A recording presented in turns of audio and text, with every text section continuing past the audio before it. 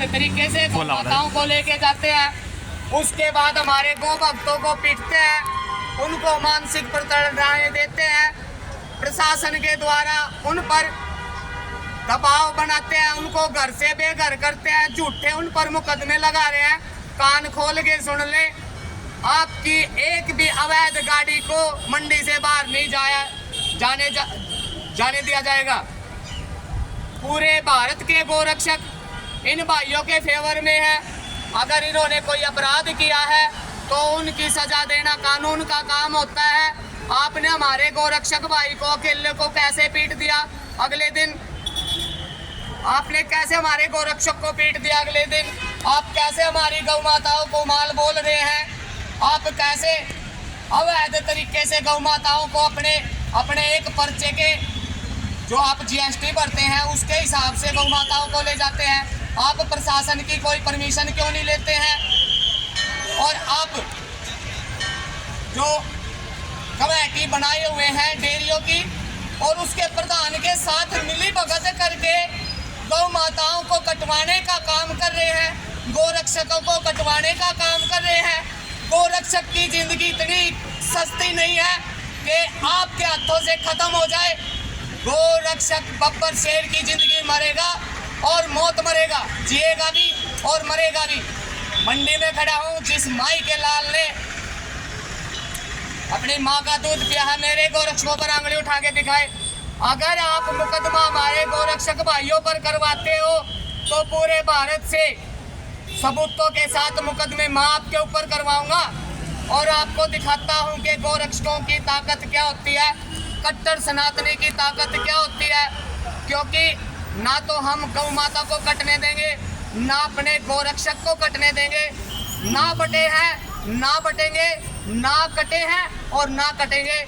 जब तक जिएंगे गौ माता के लिए जिएंगे, जब तक चलेंगे गोरक्षक के लिए चलेंगे। आपकी सभी रिकॉर्डिंग मेरे पास हैं, हेमराज जी आपकी रिकॉर्डिंग मेरे पास है, आपको बिल्कुल नहीं बख्शा जाएगा। अगर प्रशासन से मेरी हाथ जोड़ के एक ही विनती है, जो इन गौ रक्षकों पर मुकदमे लग रहे हैं उनको खारिज किया जाए, क्योंकि सभी झूठे मुकदमे हैं। इन्होंने आप पे दबाव बनाकर 100-200 आदमियों को लगाइयों को इकट्ठा कर प्रशासन पे दबाव बनाकर झूठे मुकदमे लगाए हैं। अगर इन पे मुकदमे हैं तो इसकी सीबीआई जांच करे, इनकी सीबीआई जांच करे, इनकी बिल्कुल बारीक तरीके से जांच होनी चाहिए। अगर ये दोषी हैं तो कानून ने उनको दोषी देने, इनको सजा दे, कुछ दे। लेकिन क्या एक आम नागरिक का काम बनता है इनको पीटना, इनको छेतना और इन पर झूठे मुकदमे लगाना? और कौन से कानून में लिखा है आप अपने कागज से मोहर लगा के गौ माता को एक राज्य से दूसरे राज्य में पहुंचाए? ऐसे तो दुनिया भर के तस्कर अपनी 50% जीएसटी दे सकते हैं, 50%। और आपको किसने कहा है पहाड़ी रास्तों पर रात को गौ माताओं को ले जाते हुए, जहां दिन में चलते हुए लोग डरते हैं पहाड़ी रास्तों से, आप उस वाहनों में 11 गोवंश रात के अंधेरे में क्यों लेके निकलते हैं? आप दिन में क्यों नहीं निकलते? और कौन से अगर आप इतने सच्चे हो, 11 गायें भरना कौन से टैंकर में है, कौन से ट्रक में, ये बताओ एक बार। आप अपने पूरे गांव को जो डेयरी के नाम पर पता नहीं क्या क्या कर रहे हैं, सबको उठा के ले आते हो और समझते हो बच्चे अकेले हैं।